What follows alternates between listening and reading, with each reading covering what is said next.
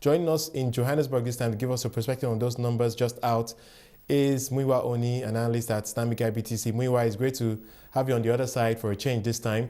Give me your perspective on the numbers. Were they in line with your expectations? Those numbers were quite impressive, and I would say currently they are still well ahead of our full-year estimates. We were actually our full-year we're estimating about 25% ROEs, and these H1 numbers coming in with an ROE of about 35%, which is significantly higher than what we're expecting. And also cost of risk as well, even though it's rising quarter on quarter, is still significantly lower than our expectations. We're pricing at about 1.5% cost of risk, while the bank is still at about 0.3 based on half-year numbers. Loan growth has been also quite impressive.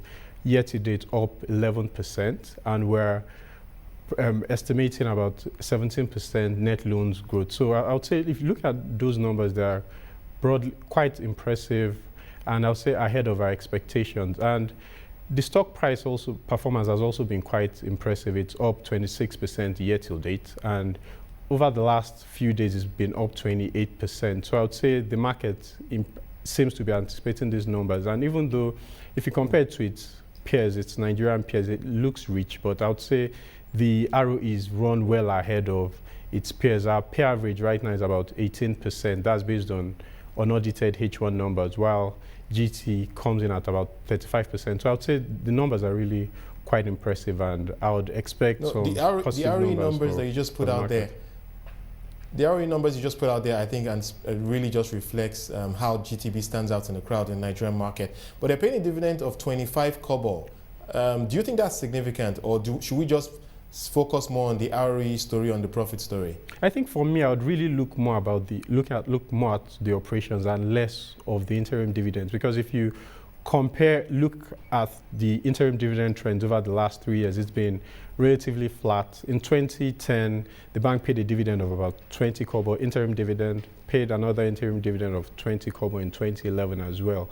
And we were actually expecting a range between 20 and 25 so I would say it's still in line with our expectations, and I think it's still quite impressive as well, because it's a dividend yield of about 1.7%, and we're estimating a full year dividend per share of 1.37 kobo, which based on current prices about 8% dividend yield. So for me, I think I would really look more at the full year expectations and not be distracted by the 25 kobo, because if you compare to last year as well, it's up 25%. So it's still an improvement, and a strong improvement at that.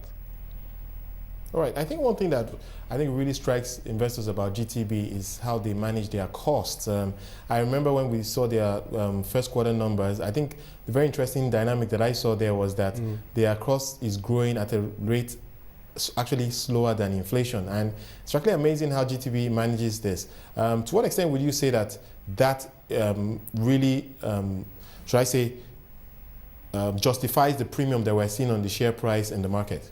Yeah, I think it's interesting you raised that point, because I was discussing with an investor today and just talking about how GT looks expensive, or shall I say the valuations look demanding relative to the Nigerian peers. But his point was that unlike the other banks, with GT Bank, you can buy the stock and go to sleep, while with the other banks, they don't feel as comfortable with the, shall I say, earnings performance over the last couple of years, and surprises. They keep on seeing more negative surprises from these other banks and less from GT Bank. So I think that's what the market seems to be pricing into that stock. And I think until we see any form of disappointment, we might still see this premium for some time to come. Or also, if the other banks start bringing in sustainable growth and, shall I say, strong sets of numbers which look sustainable, then we could see some, shall I say, compression in the variation of valuations that we've seen with GT Bank. So for now, I think it's still a stock that will still be priced as a premium to its peers. All right, so we're winding up this earnings season for the banks very, very nicely indeed. The last one, of course, is Access Bank, and we're still looking forward to that. Your expectations for that number, I think that one could come out maybe as early as tomorrow. That's what I'm hearing. Yes, with Access Bank, I would say full year numbers, we're expecting an annualized ROE of about 18%. Based on Q1 numbers, it stood at about 22%. So for me, I'd really like to see where Q2 or where H2 numbers sit, and also because they are audited numbers as well, I would say it would be a good indication of where full year numbers would end. For loan growth, we expect full year loan growth of about 15%. As our Q1, it was down 8%. So I think it will be interesting to see how the bank will be able to ramp up loan growth.